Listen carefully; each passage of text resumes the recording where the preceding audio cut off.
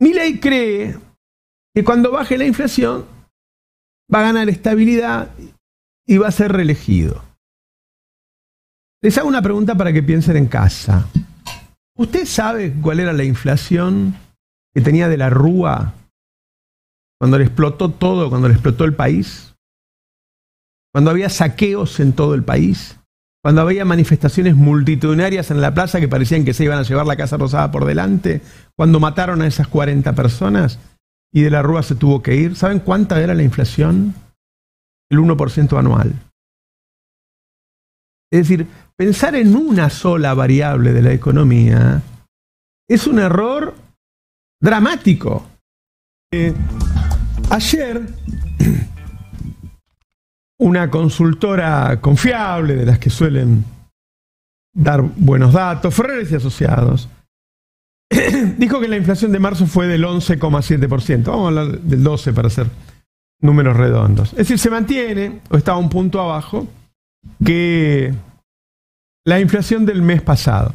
Es muy factible que los meses que siguen se mantenga más o menos en estos registros, porque se oficializaron los aumentos de los servicios públicos. Va a haber un aumento entre abril, mayo y septiembre del 600% en el gas, del 300% en electricidad, que dolarizaron las tarifas. Además, han subido las naftas, las prepagas, varios ítems más, que van a seguir descargando alta inflación sobre los próximos meses. ¿Es posible que luego, ustedes piensen que esta inflación del 12% es la que dejó Massa? O sea, Milei dice que es bueno porque la compara con una hiperinflación imaginaria, que él un día dijo tenemos 17.000% de hiperinflación y a partir de ahí él dice que bajó. Pero la verdad es que recién ahora estamos llegando a la inflación que tuvo Massa después de que lo obligara a devaluar el FMI.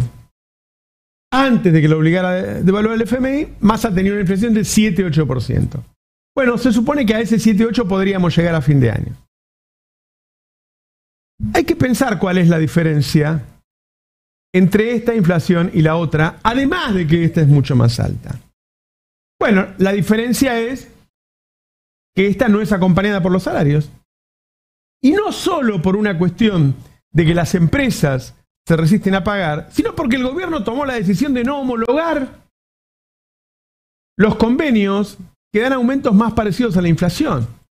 Es decir, hay que entender que recién, cuando confluyamos incluso con la inflación de Massa, vamos a seguir estando peor. Porque si vos no llegás a fin de mes, no vas a tener aumento salarial y la inflación es del 10, bueno, estás un 10 peor. Un amigo mío tiene un hermano en Estados Unidos y el año 2021 que Estados Unidos tuvo una inflación del 10% y yo le pregunté, ¿y cuánto va a perder tu hermano? 10% me dijo. Claro, porque tipos no tienen paritarias. Bueno, algo así está pasando en Argentina. Es decir, Milei festeja que la inflación es del 12%, pero la verdad es que la mayoría de las empresas no están dando eso. Hay empresas que están dando 0.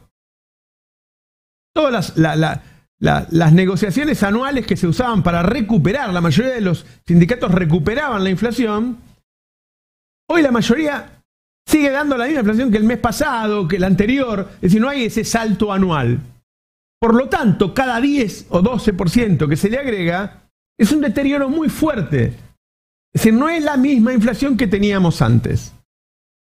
Dicho esto, porque el objetivo de Milei es bajar la inflación. Milei dice que el año que viene va a haber una inflación del 50%.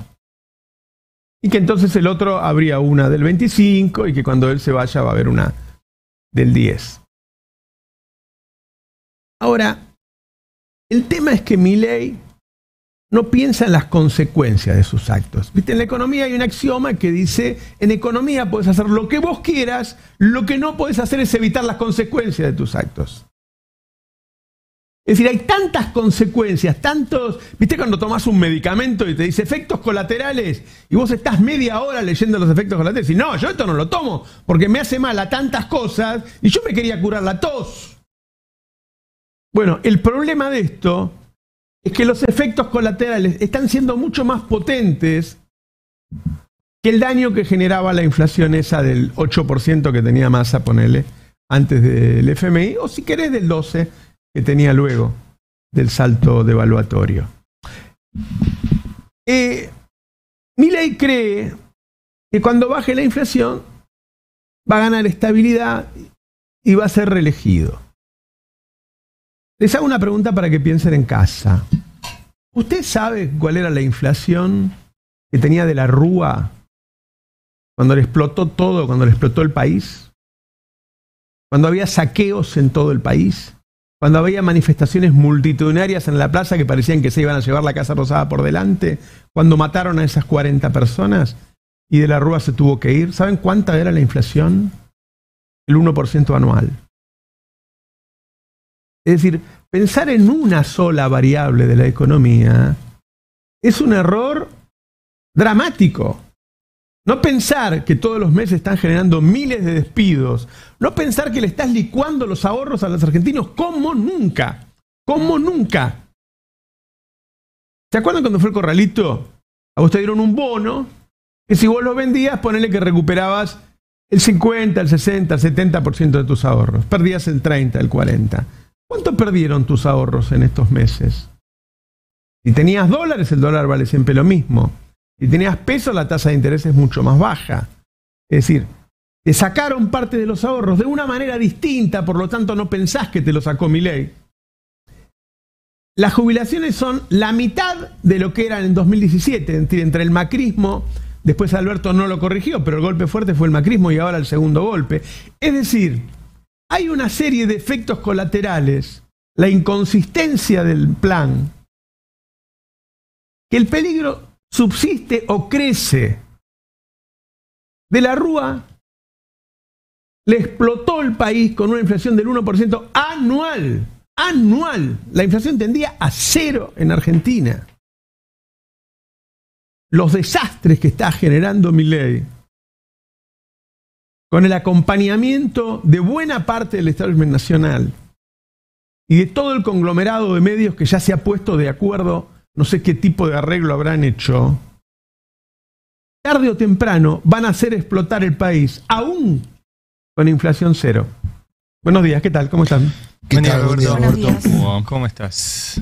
Es un dato que suele olvidarse que no había inflación. No había inflación. Sí, la peor crisis de la historia argentina. En ese caso, el elemento mediático de erosión era el riesgo país. ¿Recuerdan? Todos los días se ponía como un termómetro el riesgo país. El año que viene vos tenés vencimientos multimillonarios de deuda. ¿Y dónde va a salir esa plata? Bueno, ahí hay un punto central para entrar en la agenda de por qué ayer el Fondo Monetario... El riesgo país era de 1000 cuando explotó. Sí, sí, hoy está casi 1600, sí, por ahí. Bueno, esto significa, ¿qué significa el riesgo país? ¿Qué significaba entonces? ¿Qué significa ahora? El sobrecosto que tiene que pagar la Argentina para endeudarse. Ese es un problema central para Caputo, porque Caputo necesita, lo ratificó ayer, 15.000 millones de dólares para su plan de negocios, que es básicamente el de endeudamiento y fuga. Ya tiene la cifra, la explicita, no hay ningún misterio, dice de dónde la quiere sacar, quiere que el fondo le dé 5.000 millones, que son los 5.000 millones que habían quedado pendientes de aquel acuerdo interrumpido por Alberto Fernández, que era el acuerdo de Macri, más otros 5.000 millones que aportarían fondos de inversión, y los 5.000 millones adicionales, o sea, 5.000 millones de fondos privados, 5.000 millones del Fondo Monetario y 5.000 millones adicionales que aparentemente se obtendrían de recursos que hoy están en manos del Estado. Ah, no, los 5.000 que había dicho que venía del campo. No. Esos no llegan. No, porque esos del campo, si vos ves la cuenta del Banco Central, está a 2.000 millones de dólares. Más allá de todo lo que viene comprando el Banco Central, está a 2.000 millones de dólares abajo. O sea, lo del Banco Central, así como entra, va a ir a la deuda que hay que pagar y a cubrir necesidades de deuda del presente. Y de la Rúa tenía también al FMI. Y de la Rúa también tenía el FMI, que le sacó el banquito cuando no le otorgó el refinanciamiento. Pero ¿por qué es importante entonces? ¿Por qué el fondo sale ayer a mostrar una cara humana que no tiene? ¿No? Uno de los embustes de los últimos años fue inventar que el fondo tenía... Es un invento. Que había un fondo bueno. ¿Recuerdan que Alberto Fernández dijo que Cristina Georgieva había visto la pobreza a los ojos y por eso era sensible? Bueno, no pasa tal cosa. ¿Por qué nuestros presidentes se enamoran? No lo sé. Hay una patología que en algún momento habrá que estudiar. Lo que sí ocurre es que el fondo está pulseando con los fondos de inversión porque son dos proyectos distintos. BlackRock, que es hoy quien está gestionando estos 5.000 millones de dólares para Caputo, que para BlackRock son nada, para los recursos que tiene disponible BlackRock. De hecho, acaba de lanzar un plan de $1 billón, un plan de inversión de $1 billón, BlackRock a nivel global. Imagínate que 5.000 millones para Argentina no es nada, pero está funcionando un poco como el gestor del endeudamiento privado para Caputo. ¿Qué exige? Repago de corto plazo, porque el negocio que armó Caputo es un negocio de corto plazo, lo que veníamos hablando acá, los put y todo eso. Y el fondo tiene otra perspectiva, que es política. Necesita que la Argentina esté enganchada a su programa durante mucho tiempo, porque es el programa de Estados Unidos para la Argentina, el programa del fondo. Ahí está la colisión de intereses entre el sector privado, los inversores privados y el Fondo Monetario. Por eso el Fondo Monetario sale a rasparlo al gobierno por el lado que más le duele, que es su insensibilidad social. Claro. No es porque el fondo tenga sensibilidad social, sino porque está raspando el plan de Caputo y le dice, sacar recursos de los más ricos. ¿Y cuáles son los más ricos? Bueno, a los que el Caputo le quiere sacar 5.000 millones de dólares por esta tercera vía, que hay que prestarle mucha atención, que es la vía de la enajenación de bienes públicos. Ayer circuló, por ejemplo, ya un plan de venta de el predio de Canal 7, iba a decir ATC, de Canal 7, bueno, fue de ATC en algún momento. 400 millones de dólares. 400 es el de Fidel Corta. Sí. 200 es el que está a las puertas del Nordelta. Para que ustedes se ubiquen geográficamente, la planta de transmisión de Radio Nacional está en la entrada de Nordelta.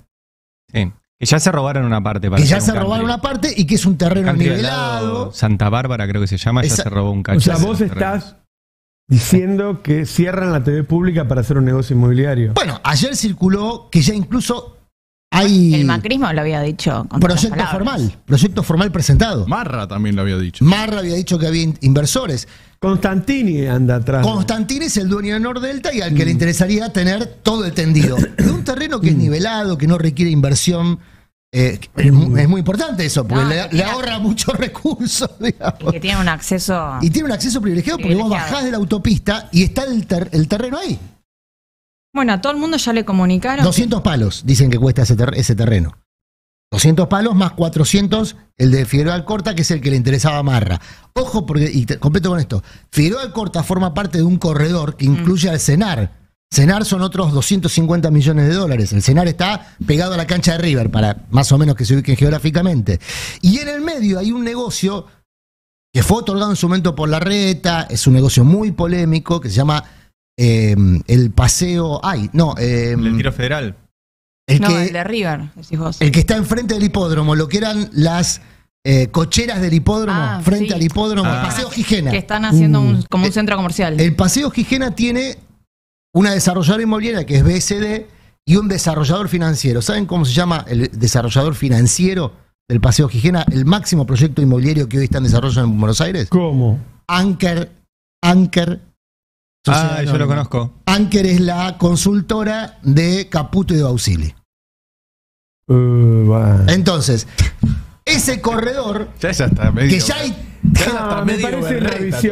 me parece una visión paranoica. ¿Vos decís que Caputo no hace negocios para sí cuando está en el Estado? No, a mí me dijo... Pero lo denunció Milei. Yo creo que están forzando los nombres. A mí me dijo un amigo mío, me dijo, mira, Caputo estaba ganando con su consultora, con Bausili, el presidente del Banco Central, unos 2-3 millones de dólares por mes en la consultora. Y decidieron venir acá a ganar 1,5 millones de pesos por mes. De salario. De salario. Sí. Y dejar de ganar esos 3 millones de dólares por mes porque son patriotas. Bueno, el Messi. Yo voy a referirme a la denuncia que en su momento hizo un tal Javier. Mío. Esto es una charla, es una mesa de café. La respeto, digo que el... y recordá que además dijo que la esposa está con la fuerza del cielo. Sí, la esposa está con la fuerza del cielo. Eso puede haber influido. Eso seguramente influyó. Javier Milei... Ahora vos traes otra versión que decís que él va a tener que ver con los negocios inmobiliarios. No, yo digo que ya tiene que ver con un negocio inmobiliario que está en desarrollo en el Paseo Gijena, en una zona geográfica de Buenos Aires muy apreciada, que es la zona de Palermo, Juan B. Justo al Vos fondo. decís que estos tipos vinieron al gobierno a hacer negocios. Yo digo que Javier Igual le Milei... puede decir que se la va a fugar toda, me parece como light. El- Que quieran comprar un edificio. Pero pará, el panelista Javier Milei Sí. lo acusó al ex ministro Caputo, ex ministro de Macri, de haberse fumado 10.000 millones de dólares. Lo acusó Javier Milei. Milei lo pero acusó a son- Caputo. Sí, Milei lo acusó a Caputo de eso. Son épocas de autocrítica, de revisión. Alguno de los dos cambió Yo te voy a mucho. decir una cosa. Digamos. Yo escuché las 17 notas que le hizo Majul a Caputo y a mí me dio la impresión de que Caputo está consustanciado con los intereses nacionales. Pero Bueno, hoy sumamos otro capítulo a todo esto. Ponelo cuando lo dijo Milei, porque no. Recuerdo que, por ejemplo, Caputo se fumó más de 15.000 millones de dólares con eso. Se terminó en el Fondo Monetario Internacional, vino Caputo, o sea, lo echaron a Sturzenegger acusándolo de manejar mal la mesa, se fumó 15.000 millones de dólares de reserva irresponsablemente, ineficientemente, y nos deja este despiole de la ley Click. Y bueno, digo, ahora Sandleri va a tratar de hacer lo que pueda. Yo digo, para mí tiene un fetiche con los 15.000 millones. Yo creí que era paranoia de Murano y ahora veo que lo dice el presidente. Lo dice el presidente. No, y lo aparte, dice el panelista. lo decía el panelista que ahora es presidente. Pero esos 15.000 millones, recuerden cómo se junta. 5.000 millones del fondo, 5.000 millones de fondos de inversión privado. Ahí se da la colisión entre los programas de uno y de otro. Y 5.000 millones de enajenación de bienes públicos. Son empresas del Estado que pueden ser vendidas o recursos naturales de la Argentina que pueden ser entregados. Claro. Y ahí creo que Ari tiene información. No, y del suma día. todo esto lo que salió hoy, porque hoy va a pasar de largo, entre la selección y cosas y despidos y qué sé yo. Ayer la gente dejó de hablar de jubilaciones para hablar del nombre del Centro Cultural Kirchner. Bueno. Claro, sí. Bueno, de esto seguramente no se hable, pero hoy salió en Boletín Oficial que básicamente transforman la Argentina en una guarida fiscal. Pero a diferencia de otras guaridas fiscales donde no hay nada, digo, en Islas Caimán no hay mucho, acá hay recursos naturales y sobre todo litio. Básicamente hoy salió una resolución que por ahí la podemos ver. Ahí está, es técnico, pero para que vean que existe esa información pública, no es que lo tengo solo yo, lo tienen todos los periodistas del país. Dice, deróguese la resolución 8 del 2021 y abajo modifica la cuestión de las sociedades vehículos. ¿Cuál es la resolución 8 del 2021? Se las muestro para que vean la importancia de esto. Sociedades constituidas en el extranjero. Esto lo hace la Inspección General de Justicia, que es el organismo público que regula el funcionamiento de las sociedades en la Argentina. Acaba de derogar el control sobre las sociedades constituidas en el extranjero, o sea, sobre las grandes empresas que vengan a hacer negocios acá. En la misma resolución, además, hace una modificación sobre cómo pueden operar las empresas offshore en la Argentina. Las empresas offshore son las que ya están radicadas en guaridas fiscales y quieren operar en la Argentina. Bueno, eliminan... Se va a entender muy fácil. Esto es lo que existe hoy, que dice, las sociedades offshore acá no se pueden inscribir y si quieren desarrollar actividades en la Argentina, dice, deben con carácter previo adecuarse íntegramente a la legislación argentina. O sea, si una sociedad está constituida en Islas Caimán, se tiene que adecuar a la legislación argentina. Es bastante fácil de entender. Eliminaron ese párrafo. Lo eliminaron. Para. Y entonces... A continuación, por eso les mostraba al principio que dice sociedades vehículo. Las sociedades vehículo son las sociedades que se crean para ser, como su nombre indica, vehículo de inversiones de otras sociedades sin tener ningún tipo de estabilidad acá. Entonces lo que han hecho hoy es que una inversión pueda venir sin ningún tipo de control, ni de dónde viene, ni de dónde sale la plata, ni a dónde va la plata, nada. O sea, acaban de dejar a la Argentina... Que va a combatir el narcotráfico. ¿Cómo combatís el narcotráfico blanqueando guita del narco? Es muy difícil. Hoy, de hecho, también prorrogan Es raro, ¿no? Prorrogan el blanqueo de bienes personales, además de todo eso. O sea, entonces no quieren combatir el narcotráfico. Quieren abrir la Argentina al lavado de guita. Yo veo esto más vinculado al régimen de grandes inversiones que está en la ley Omnibus, que está vinculado más al saqueo de recursos naturales. Acá lo están legalizando, vos abrís el sin lavado, pasar por el Congreso. Por eso, vos abrís el lavado de guita. El lavado de guita lo puede usar, no sé, un juez federal que tenga inversiones... esto más perdón. Esto me parece más fuga que la... Esto es más fuga. Por apellido que empieza con L, por ejemplo. Esto es más fuga y evasión que lavado. Lavado es la reinserción de esa plata negra en el sistema legal. Acá lo que están haciendo es que las empresas puedan venir, hacer lo que se les cante, sin control y sacar la plata. Legalmente. Un paso posterior. Por es eso. Evasión. Pero el proceso de lavado es el circuito completo. Evadís. Incorporás al patrimonio y después volvés a fugar.